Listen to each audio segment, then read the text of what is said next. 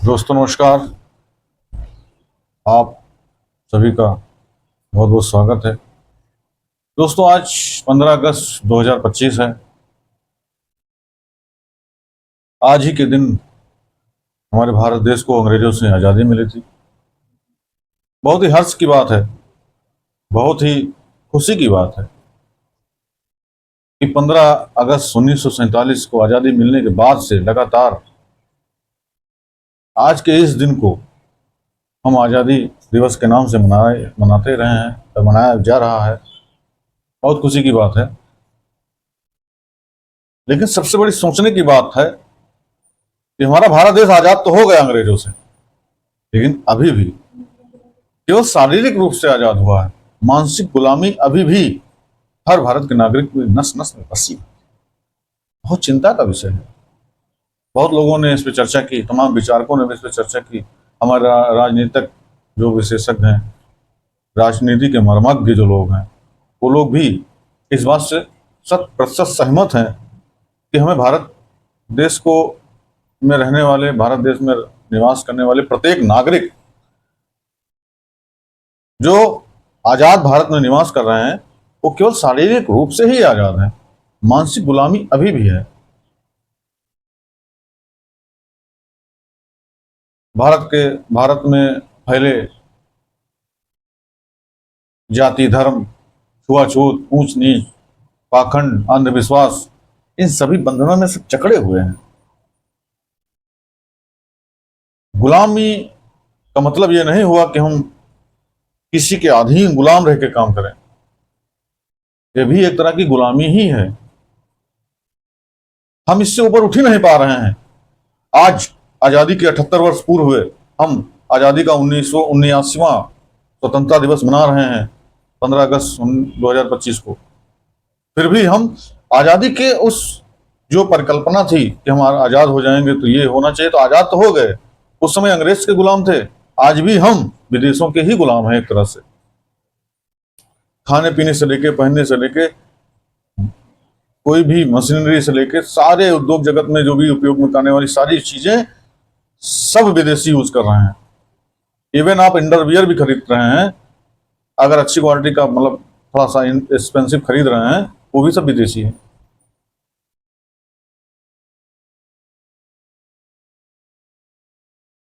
हम आत्मनिर्भर बनना नहीं चाहते, हम भारत की वस्तुओं को उपयोग नहीं करना चाहते और आजादी का जश्न मना रहे हैं। बहुत बड़ी चिंता का विषय है हमारे समाज के लिए। इस पे कोई चर्चा नहीं करता है।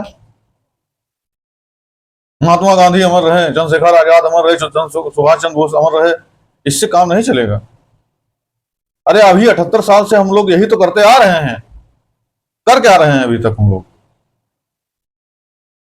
आजादी का जश्न मना रहे हैं।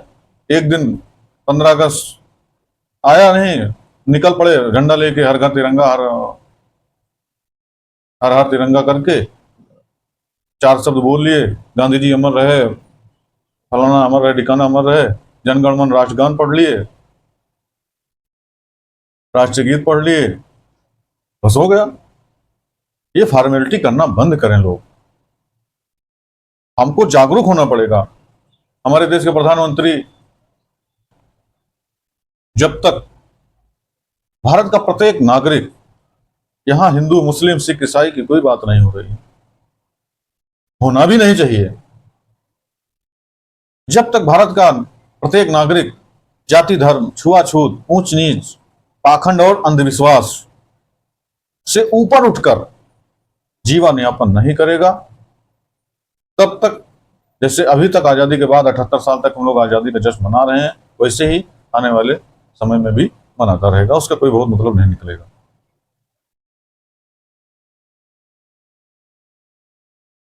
हम शारीरिक रूप से तो गुलामी से मुक्ति पा गए,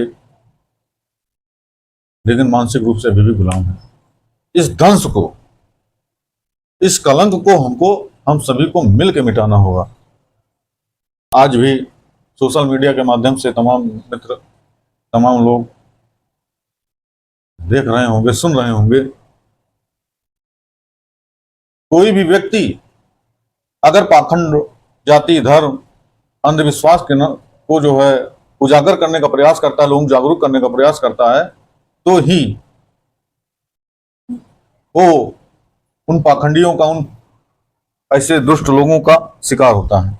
हम नाम लिए बिना, क्योंकि मैं कोई राजनीतिक पुरुष नहीं हूं, मेरा कोई राजनीति से कोई लेना देना नहीं है, लेकिन ये बातें कहना बहुत जरूरी है, बहुत आवश्यक है। क्योंकि आज के सोशल मीडिया के समय में सोशल मीडिया पे तरह तरह के लोग आके अभद्र भाषा का प्रयोग करते हुए वीडियो बना रहे हैं। अगर उनके माता पिता, उनके भाई बंधु, उनके बहन, उनकी पत्नी अगर उसको सुने तो वो सुनने लायक नहीं है, कैसे जाएंगे उनके सामने। शब्दों का चयन नहीं कर पा रहे हैं कि हमें कैसा करना चाहिए, कैसा बोलना चाहिए, कैसा। इसलिए शास्त्रों में भी इस बात का वर्णन है कि आत्मनम प्रकुलाम समानाम समाचरेत। हमें वैसा व्यवहार में मन से, वचन से, वाणी से, किसी भी चीज से वैसा ही व्यवहार सामने वाले से करना चाहिए जैसा हमें स्वयं को पसंद हो। तो हमेशा विवाद में रहा है कि बाबा साहब भीमराव अम्बेडकर ने मनुस्मृति को जलाया, फाड़ा, सॉरी। तो मनुस्मृति कोई धार्मिक ग्रंथ तो थोड़े है।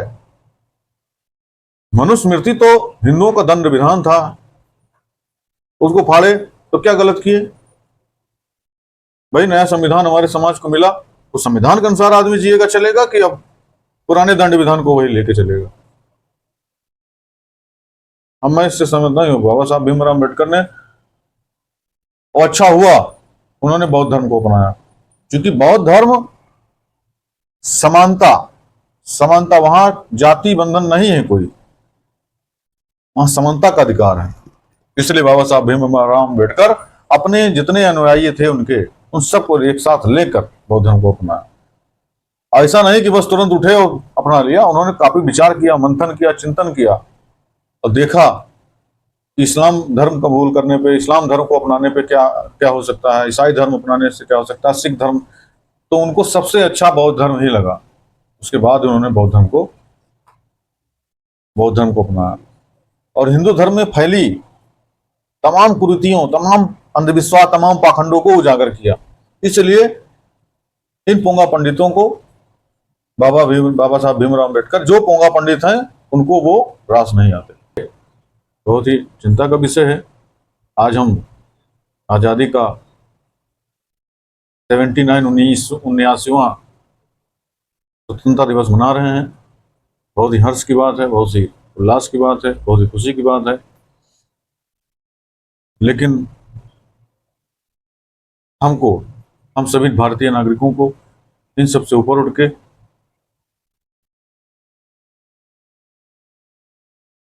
भारतीय जो भी व्यवस्थाएं हैं उसमें सहयोग करके हम ही मानसिक गुलामी से भी बाहर उठ के आगे बढ़ सकते हैं, तभी हमारे देश का कल्याण हो सकता है। तभी हम उस आजाद भारत की परिकल्पना को साकार कर सकते हैं। बहुत बहुत धन्यवाद। जय हिंद, जय भारत, नमस्कार।